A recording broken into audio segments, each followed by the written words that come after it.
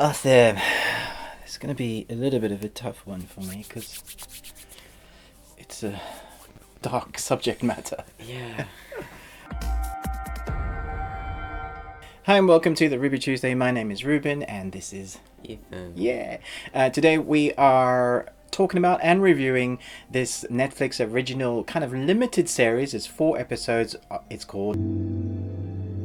As I said, it's 4 episodes, and each episode is about an hour and 10 minutes long, except for the last one, which is an hour and a half. So each episode basically feels like it's almost a feature.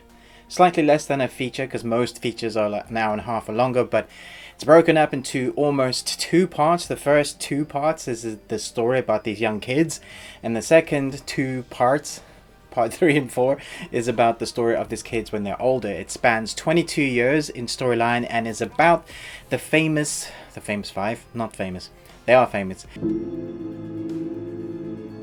It's about the 5 kids who got prosecuted for the rape of a young woman in a park in Harlem.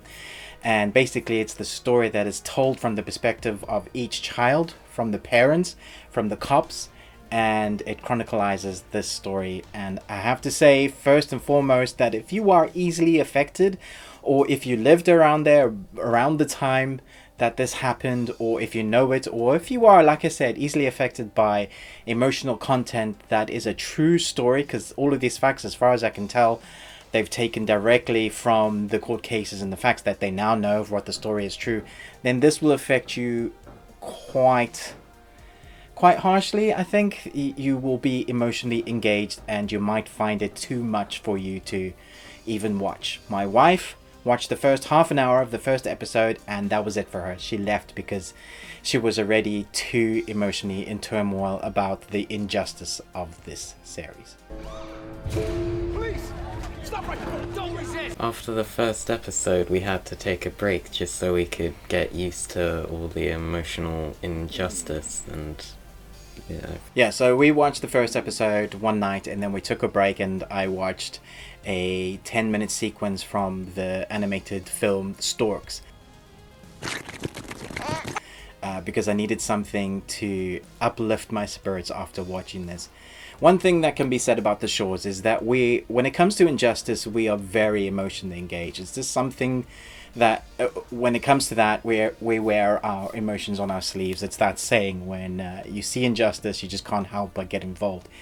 And for me, and I think for Ethan as well, and obviously Kirsten, these 4 episodes, as you get to see what actually happened, the injustice of it, it is really hard hitting.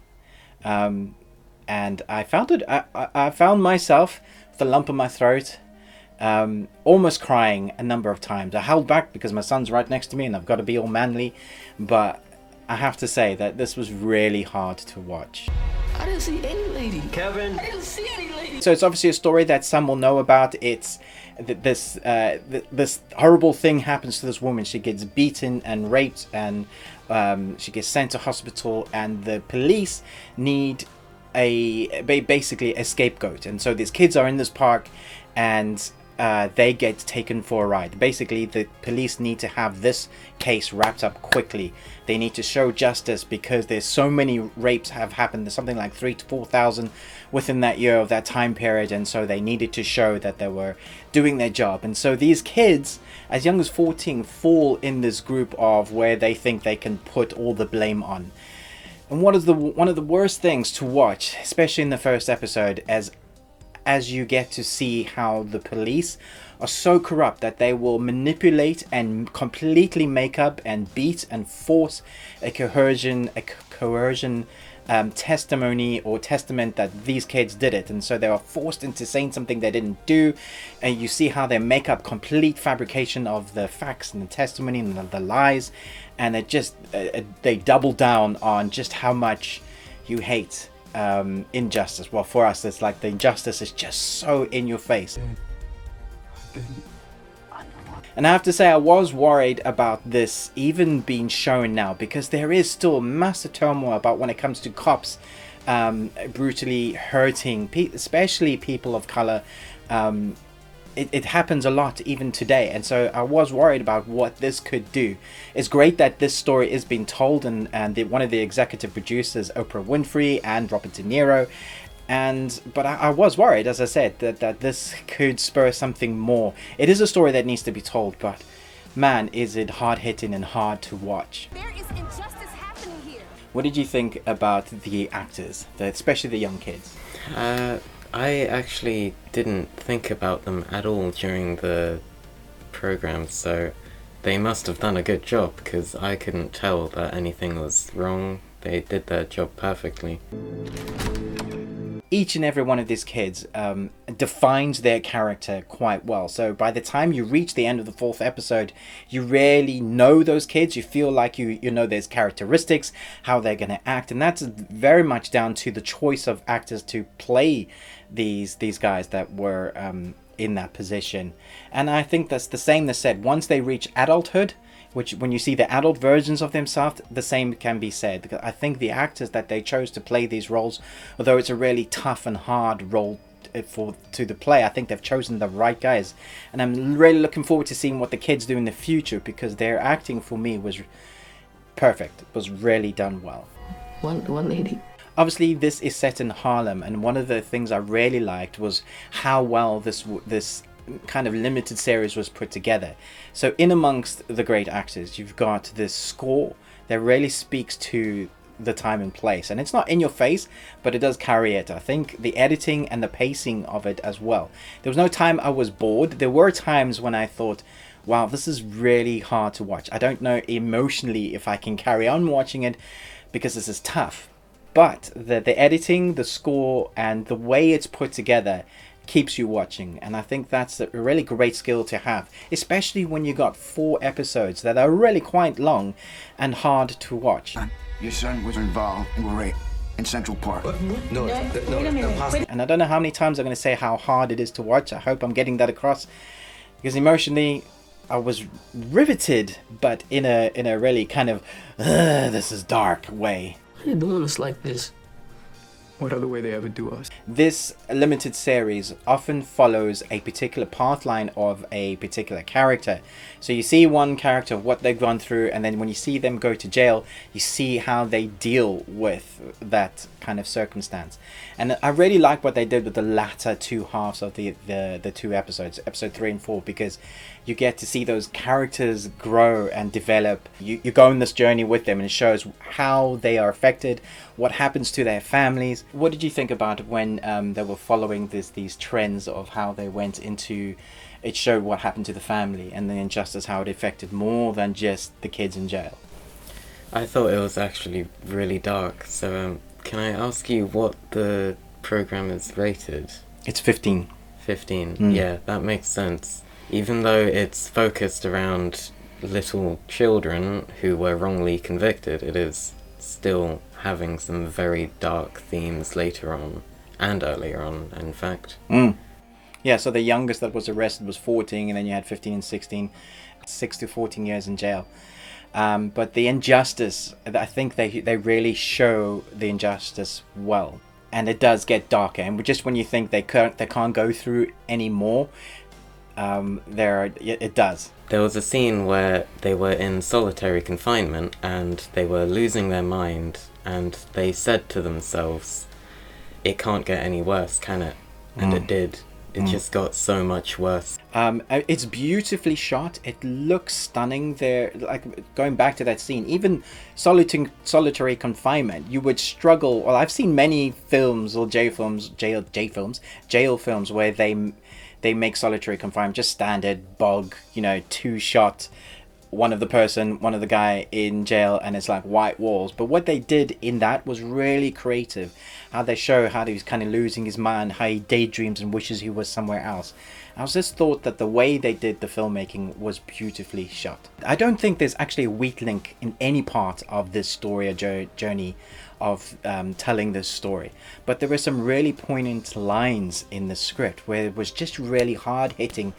It hit emotional beats with the script and the actors at the right time. Are there any points that stood out to you, not just in script, but like were there moments in the story where you were just like, oh, That really hit me. Right at the beginning, in the first episode, when they were all being held for hours on end, with, like, being forced to say things that they didn't want to, I really felt for them, because I knew that even if they weren't using physical force, their words can be very intimidating. Yeah. I saw you rape the lady. I didn't see a lady or hit anyone. The way they show things is done so well that it really places you in the moment with the characters.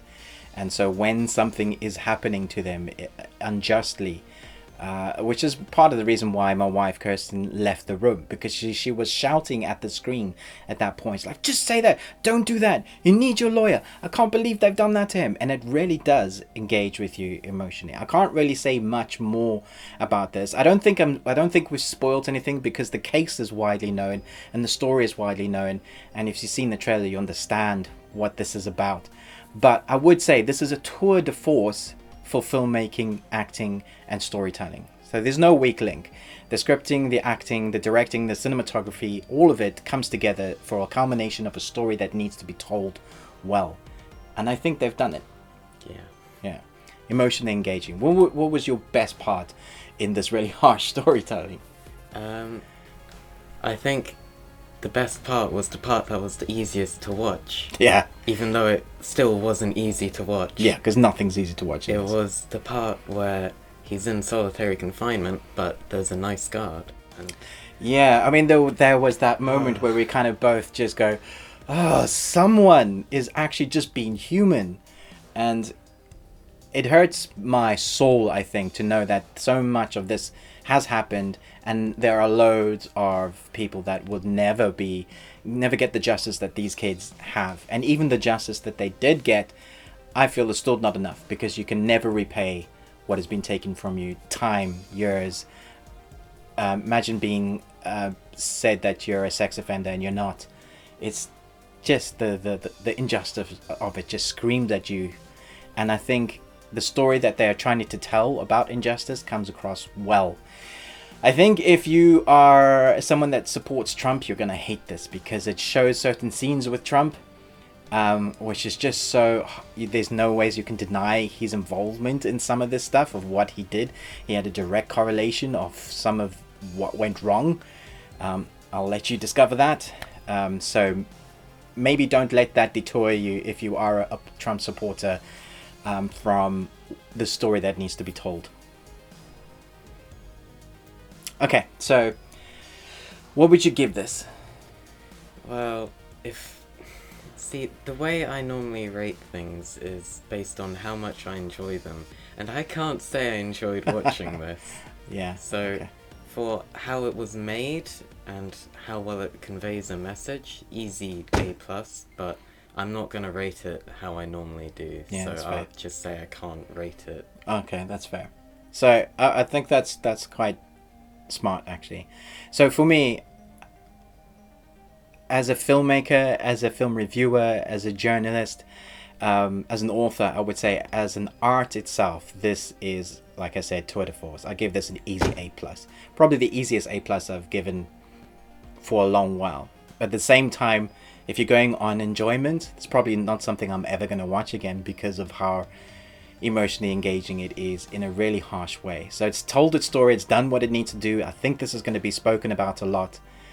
At the same time, I don't want to watch it again, because I don't think I can handle it. I need to go watch the Smurfs and the Simpsons now, or Futurama, something to bring me up to a level of, I need to get over that. At the same time, you do kind of let your thoughts wrestle with it and settle with it. So I'm giving it an A+, but I'm also, like Ethan, not rating it. Thanks for watching this review. Do let us know if you have any thoughts about this. Are you able to watch this, or is it too much for you?